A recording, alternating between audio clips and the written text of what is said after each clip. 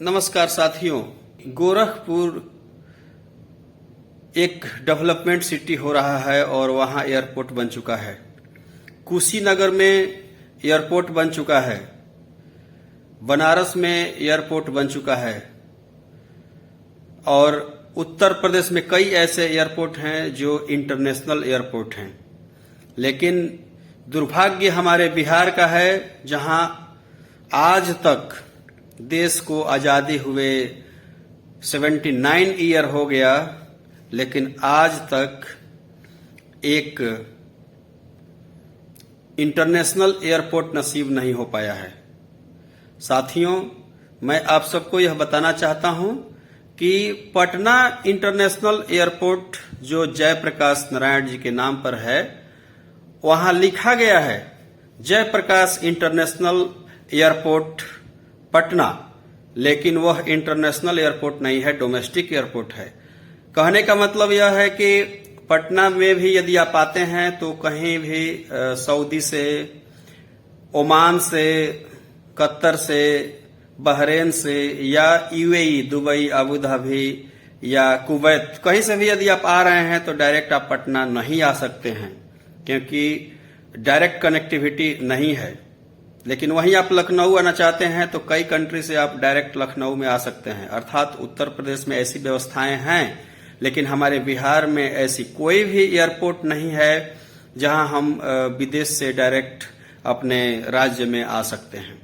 जैसा कि आप जानते हैं कि बिहार के सिवान, गोपालगंज, छपरा और साथ ही साथ उत्तर प्रदेश के देवरिया, कुशीनगर से बहुत से लोग गल्फ में रहते हैं। और खास करके मैं यह वीडियो इस मकसद से बना रहा हूं कि बिहार के साथी जो सिवान से बिलोंग करते हैं, गोपालगंज से बिलोंग करते हैं और सारण डिस्ट्रिक्ट से बिलोंग करते हैं, वे लोग गल्फ बहुत हैं। और खासकर सिवान जिला जो बिहार में सबसे धनी जिला के नाम से जाना जाता है और वहां प्रवासी के रूप में विदेश रहने वाले की संख्या बहुत ही ज्यादा है। और उसके बाद दूसरा नंबर पर आता है गोपालगंज। तो मैं यह वीडियो इसलिए लेकर आया हूं कि यह मैसेज हमारे देश के प्रधानमंत्री और बिहार के मुख्यमंत्री तक पहुंच सके।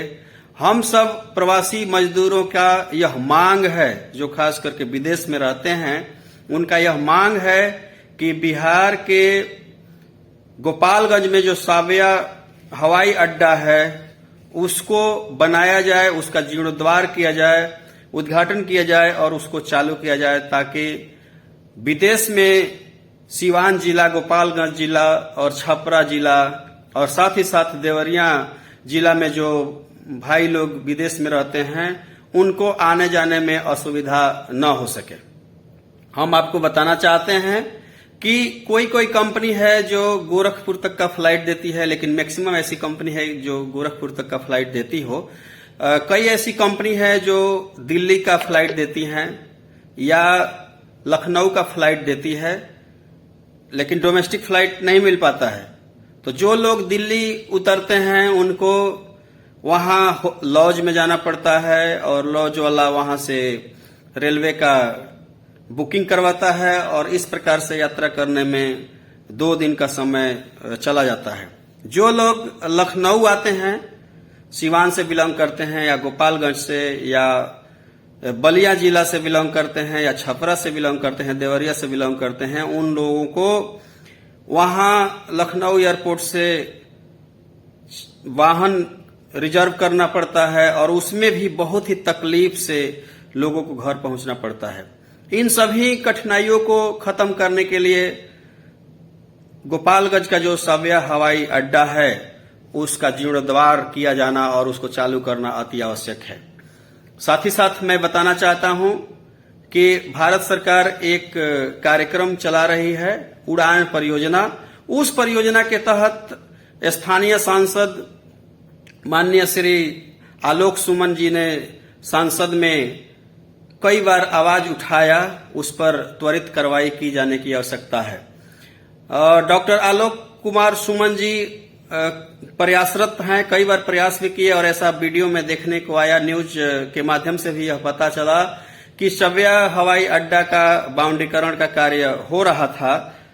बाउंड्री कुछ हुआ हद तक, लेकिन एयरपोर्ट का काम तो चालू नहीं हो पाया। केवल बाउंड्री कर देने से एयरपोर्ट चालू नहीं हो जाता है।